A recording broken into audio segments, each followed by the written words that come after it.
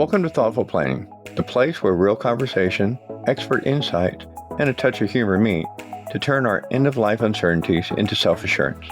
I'm your co-host, Santiago, a history buff and a big kid at heart. And I'm Honey, your guide through the intricate dance of planning with care and a whole lot of warmth. Every week, we're here to turn those intimidating "are we ready" moments into confident "everything is under control" moments. Today's journey is one you won't want to miss.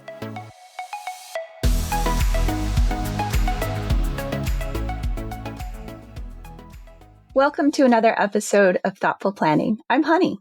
And I'm Santiago. Today we want you to think about a simple act that may save a life: becoming an organ donor. We might not all be eligible, but we all have the opportunity to impact so many lives. So our essential question today is, how do you think organ donation affects recipients and their families? You always have great questions, babe. And today, we're honored to have a very special conversation with Kim Perkins, who is a recipient of a pancreas. We're excited to learn and listen to her personal journey. Before we begin, remember to consult your doctor or lawyer for advice tailored to your specific situation.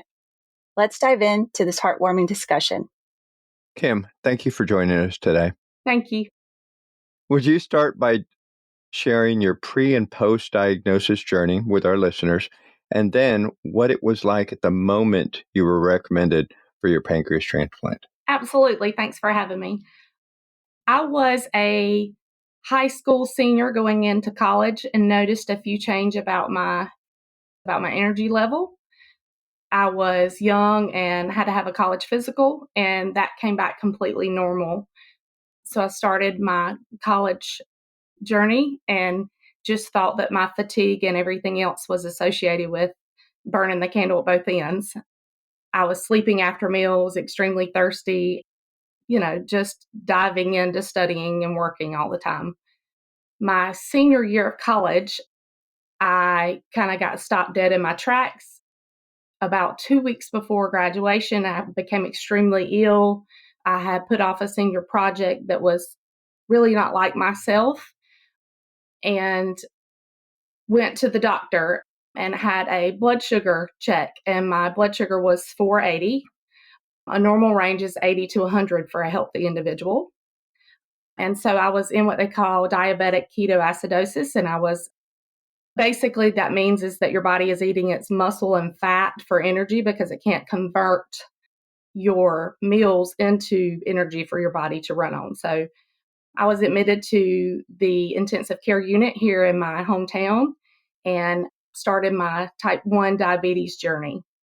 It is thought that I was genetically predisposed to type 1 diabetes, as well as maybe lost my endocrine function from a virus where my body attacked its healthy cells that provide glucose transition for energy. So I lost my beta cells, which the pancreas produces. So I was a full-blown type 1 diabetic at the age of 20, just kind of out of the blue, and just kind of learned to give myself insulin injections 5 to 6 times a day, checking my blood sugar 10 times a day, changed the way I eat totally, and still had no control. It was very brittle up and down road for several years. I was an uninsured college student. This is before insurance was mandatory for Americans. And my parents were self-employed, and so we didn't have health insurance.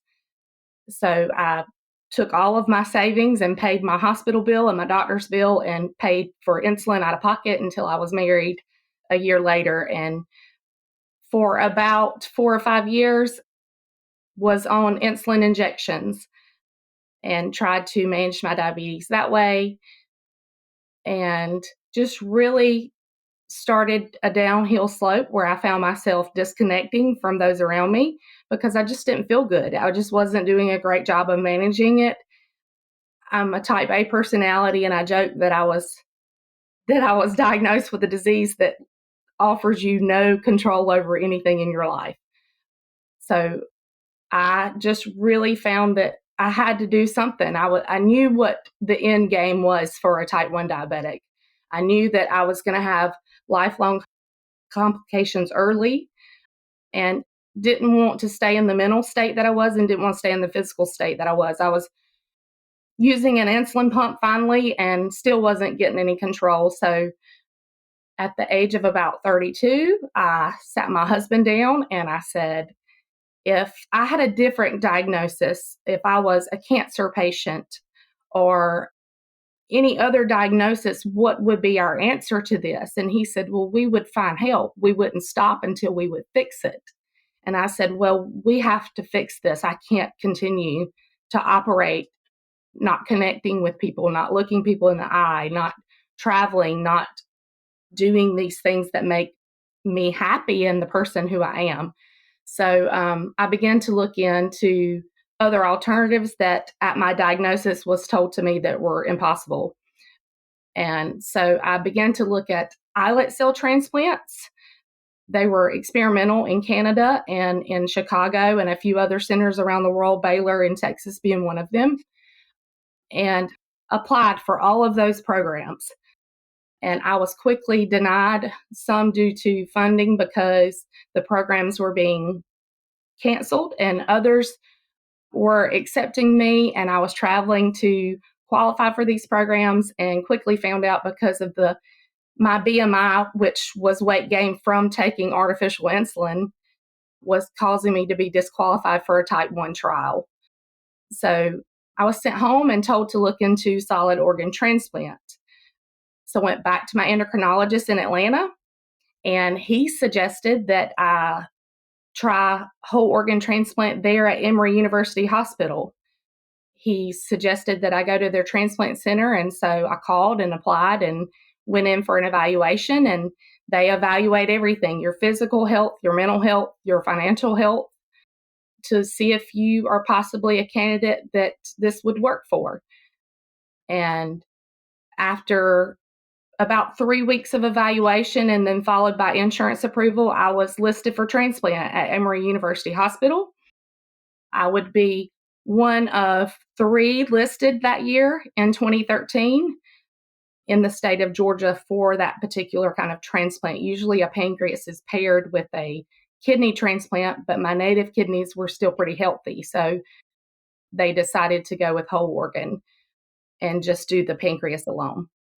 And so I changed the ringtone for Emory on my phone, and we took one last vacation to Disney. And while coming out of Epcot, I received a phone call from Emory University that said that there was an organ available. We flew back to Emory University Hospital from Florida directly and was hospitalized that night, and the organ was not viable. The deceased donor had suffered some trauma to the pancreas itself, and so I went home with no organ. After that was a listing that I had been listed for only 10 days, which was a surprise to me. Most candidates wait 5-6 years for organ transplant, some longer. So I was caught off guard. Emory was caught off guard, but it was the process that I felt blessed to be a part of, and it was a dry run on my behalf, and someone also had lost their life that weekend, so I didn't take that lightly. I was just thankful for the opportunity and the blessing that I had moved up the list so fast, because organs are matched based on blood type and genetics and rejection, and also for the recipient, how many pregnancies you've had, how many blood transfusions you've had. So it's a matching criteria that's pretty intense, and I knew that my team had that under control. So I went home, and about a month later, I received a second phone call on Memorial Day weekend, and I had just come off Lake Hartwell here in South Carolina, and once again drove to Emory overnight. And Emory is about an hour and 45 minutes from my house, and it's across the state line of South Carolina into Georgia, but it is my closest transplant center. Went in for transplant, and it was a go. It was a good match, and I received a pancreas transplant after about an 8.5-hour surgery. I went into surgery with a blood sugar of about 230, which is over twice what it should be, and came out with a perfect reading of 100, which I had not seen in years. on my blood sugar monitor. So the pancreas was working. It had not clotted off. It had not rejected. I had a pretty great recovery at Emory. I was discharged after about 5 days to the transplant house where I stayed for another 2 weeks doing follow-up labs, and then continued with those labs over several years. And now I'm happy to say that I am pancreas transplanted, and it's been successful for the last 10 years. So I just celebrated my 10-year anniversary of insulin-free treatment for diabetes in June. So I'm very, very thankful. Wow. Wow, that's amazing. 10 years. I myself am out from cancer. It's been 7 years. And it's a good Congratulations. feeling. It's a great feeling when that anniversary Mhm. comes by and you're just like, oh, another year. Oh, Yes, another year. You yes, feel so blessed. yes. Yep. Did you do something fun at that 10-year mark? Or do you do something fun every time? Yes, ma'am. I do something fun every year. Oh, good. A little side note, about 3 years out of my transplant, I met my donor family. So my transplant anniversary is June 1st, but my donor's deceased anniversary is the day before that. So I am thankful for that because it allows me a day to celebrate, and then also a day with his family to celebrate his life. He was a 16-year-old high school student. His sister was graduating that day. He died in a swimming accident. So he was able to Mm. donate everything but his lungs. His mother and I are really great friends. That was our criteria from the beginning, that we be friends, that this organ is my organ, and that I am to live life fully with it. And I would think he would want me to do the same. And so she and I spent a great deal of time together, and we try to do something every Memorial Day weekend to celebrate his life. And then, of course, I celebrate every day with not being chained to the diabetic regimen that I was before. So tell us, what is your life like now? Do you have any limitations? I take immunosuppressants every day. So without those immunosuppressants, my immune system would recognize that organ as something that's not native to my body, and I would reject that organ and go back to being a type 1 diabetic. So I actually have 2 pancreas. I have my one that doesn't work, that's beautiful, it just lays there. And then I have his that works perfectly and provides me with everything I need. And so I take prednisone, I take tacrolimus, and I take Cellcep. And those are all derivatives to just kind of take my body and suppress that immune system to where if anything enters my system that's foreign, including that organ itself, that my body doesn't react with an overreaction and take out that particular organ and just cause my body to cellularly reject that organ. So I take those medicines are pretty tough. They're a long haul of putting your body through an immune suppression state for years and years and years. It's not somewhere you want to be. Our number one health risk is skin cancer. We don't have the ability to fight off abnormal cells because we don't want our body to do that. So we're constantly monitored for those things. So you're trading off one for the other. But in my situation, the way type 1 diabetes and the high blood sugars were attacking my body, I felt like, and my physicians felt like that was the best course of treatment. Yeah. In our research, we were looking up, and I'm a history dude, so I love doing research and looking. There were so many myths and misconceptions out there about organ donation. Could you share and maybe share something you thought and then address that misconception? Absolutely. So, one of the ones I hear quite frequently is the misconception that if you go to the hospital as a registered donor, the interest would be that they would want to procure your organs instead of save you. So, that's something that everybody fears, like not to go ahead and register as an organ donor because they're scared that that physician will have that interest instead of their own at heart. And the best way to address that is physicians and medical personnel take an oath to take care of the patient in front of them. They don't know of me and that lives across the country that needs a pancreas. No physician is going to lose a patient on behalf of me across the country that's a patient of another physician. That is not something that's orchestrated. That is not something that's known ahead of time. So your physician wants to be successful with you, his patient. He doesn't want to encourage quality of life for somebody across the country that he's never met. So that's the oath he takes. So don't ever be scared to say I'm a registered donor. In fact, the best way to combat this myth is to say I'm a donor and I'm registered. I'm proud to be a donor, and I share it with everybody you know. It's important for your family and everybody around you to know that this is what you really wanted. The problem in the organ donation community right now is that people are registered, and sometimes that registration doesn't trump treatment, and they get buried with organs that they had wished they had donated. So that it's very important to share it with your family. It's very important that your physicians have that ability to know that, so that they can, after your proclamation of death, they can make the right avenue for you to do that one last commitment to community health. And so I wouldn't want that taken away from me as an organ donor, and anyone's death, they wouldn't want that opportunity taken away if that's a decision that they had made previously. Yeah. I mean, we were actually talking about that right before we came up, about that misconception. Mm-hmm. Media has done a great job about communicating how great organ donation is, but there's some misconceptions because TV is such a concise journey to explain to people. And so it's important to hear the true side of it, that the matching process and the donation process is one of compassion and love, and it really is also very, very administratively anonymous. And it is actually a miracle to watch it all come together, considering how private it is. And so that's a huge myth. It's not something that ever happens. It's not like in the movies where the person downstairs passes and the person upstairs is in need right at that moment. Our regions and our everything has changed over the years. And so that national organization that handles listing is not in communication with the state except anonymously. And so those communications can't be messed up.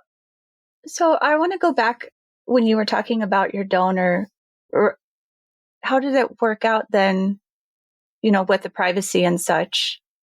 Okay. How did that work out? Yeah. The way that works out is I'm allowed to write a letter to my donor family at any given time. And that letter goes to the organization that procured that organ for you. In my case at Emory, it was the chaplain at Emory. So the chaplain at Emory University Hospital received my letter, and then she takes out all of the identifiers from my letter. And if his family had asked to receive communications, then that letter is sent on to the family. Some families choose not to open communication, and that letter is never sent on. And some families choose to open communication and then they don't respond. I will say that my situation is probably more rare than the other alternative. We both were open to receiving communications, and we met, and it was a great relationship to maintain, and we figured out how to do that over the last 10 years. But not every family is open to that, and that's okay. I've met several donor families who say, I loved meeting you as a recipient. I just don't want to meet my loved one's recipients. And that's okay too. There is the whole bigger picture of a loss in this equation that is not the blessing that I have had. And it's important to understand that. But it's also, I've heard from more families than not that without organ donation as a process for their lost loved one to have been a part of, they wouldn't have any hope that it was for anything other than loss. And so the ability to provide a different avenue to say that wasn't the end.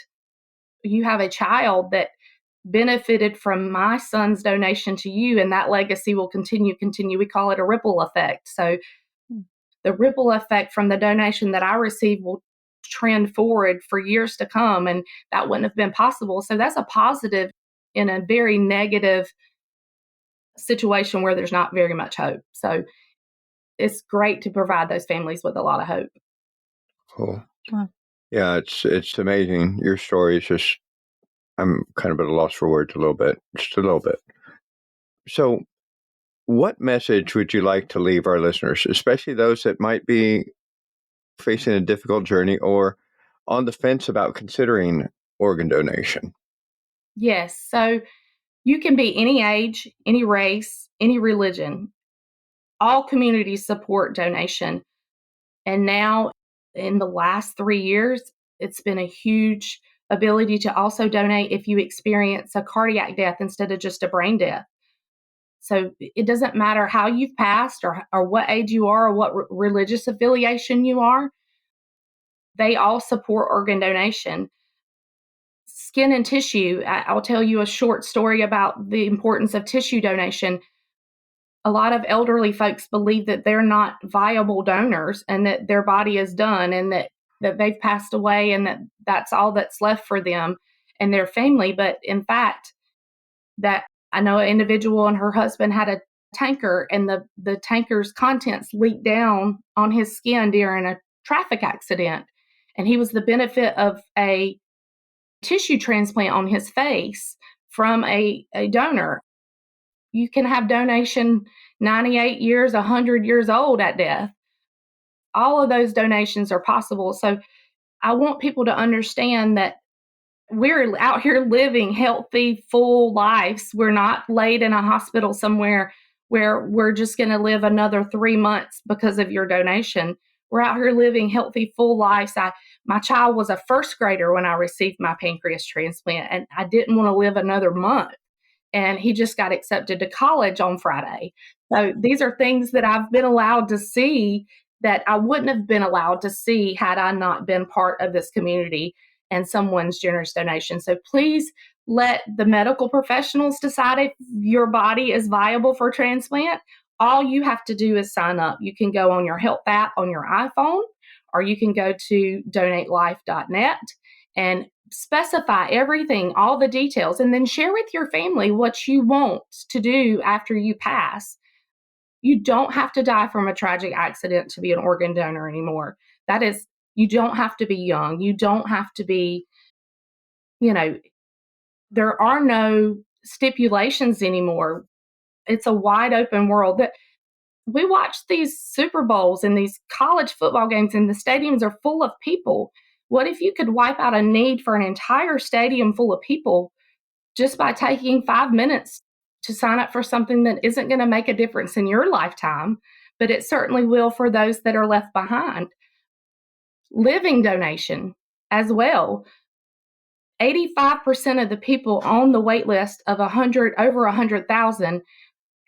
So 85,000 people or more are waiting on a kidney. That's the organ we can donate while we're still alive. So we don't need but one kidney. Living kidney donation is one of the biggest gifts you can do, and it's covered by all insurance providers now. Almost all organizations allow you time off to do it. If you think you've met every incredible person in the world, meet a living kidney donor because they will blow your mind. So there's no stipulation to being a donor. And there's life after donation for us recipients. So it's important. It's important to give that gift and give that hope back to your family that you've left behind, because I promise you, I've never met a family who was hopeless after organ donation, because even the thought, even if they hadn't met their donors, they had the recipients, they've had the thought afterwards of that there's somebody out there that's living a better quality life because of the gift that my loved one gave them. So sign up. It doesn't matter. Let the professionals decide if you have something viable to give, because we don't have to decide that they do that. And I promise they will make it worth somebody's while to do that. So sign up, talk to your family about it. Don't be worried. I promise it's not a TV show or it's real life, so. Well, You think that she really wants people to sign up? I've already signed up, babe. So have I. I mean, we've both signed up. So, but unfortunately, wait time was 30-something days. That's not normal. So when I was blessed with that particular outcome, my passion was that I could get other people to sign up so that other people could wait 35 days. instead of 5 years. Wow. Instead of passing away without ever getting a transplant. People are passing away daily and annually because they weren't given a transplant, and they're laying beside someone who didn't donate when they pass away as well. And it just doesn't make sense in my mind. And so I want it to make sense. In a perfect world, I want it to make sense. And I think that increasing the registry so that there's more donors will decrease the need for a wait list at all. Yes.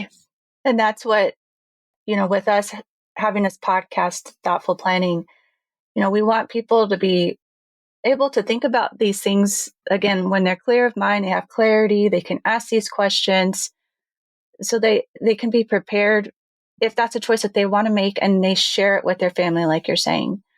That's right. Yeah, we're big on having a conversation with your family about what you want to do, because when it's too late, guess what? It's too late. Right. And for my dad, he didn't have the donor stuff, and he was left on the machines too long, so his organs were actually shutting down. Right. He did donate his corneas, which probably provided somebody's eyesight that they hadn't had in a bit. So what happens in that situation? So a gift from your father from the organ donation community is one of the first cornea recipients I met. Her dog scratched her in her eye. He jumped up and scratched her on the eye, and she went blind in that eye, and she received a cornea transplant. She's not blind anymore. She runs marathons every day. Wow.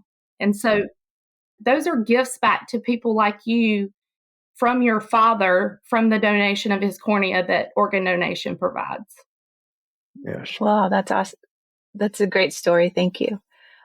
So as we conclude this heartfelt episode, we want to express our deepest gratitude to you, Kim, for joining us and sharing your remarkable story. Your experiences as an organ transplant recipient highlight the incredible importance and positive impact of organ donation. To our listeners, we hope this episode has moved you and offered a deeper understanding of this life-saving act. Your decision to become an organ donor can create a legacy of hope and life for others. So, Kim, can you tell our listeners how they can connect with you before we wrap up? Absolutely. So I have a full-time job. I do other things elsewhere, but this is my passion. So you can reach out to me personally if you're a recipient, a donor family, or just interested in more about organ donation. You can find me on Facebook. I'm Kim Perkins79 on any of the social media platforms. Okay, fantastic. And I'm so glad that you were able to talk to us today. This has been an amazing story, an amazing episode. So, listeners, what I want to do now is circle back to our essential question. How do you think organ donation affects the recipients and your families? And hopefully Kim was able to impact your answer to that. So I actually withheld some information from our listeners to start with, because I didn't want to skew what they were thinking. But in our research, according to the Health Resource and Service Administration, on average, there's 103,327 people waiting for transplant, and 17 of them aren't going to make it till tomorrow. Think about that, listeners. That's over 6,200 folks who die annually waiting for a transplant. If you donate, you could save 8 lives by giving your heart, your kidney, your lungs, pancreas, intestines. And then you can enhance over 75 others by giving your corneas, your eyes, your skin, your bones, your heart valves, your veins, your tendons. It's just so many people that 10-minute sitting in front of a computer, you could impact, close to 100 people's lives. Wow, that's incredible data. And if you're inspired to learn more or considering becoming an organ donor, we encourage you to investigate the resources available in your state. And we'll include the links in the show notes. You can also go to www.organdonor.gov/sign-up. And remember to let your family know your wishes regarding organ donation.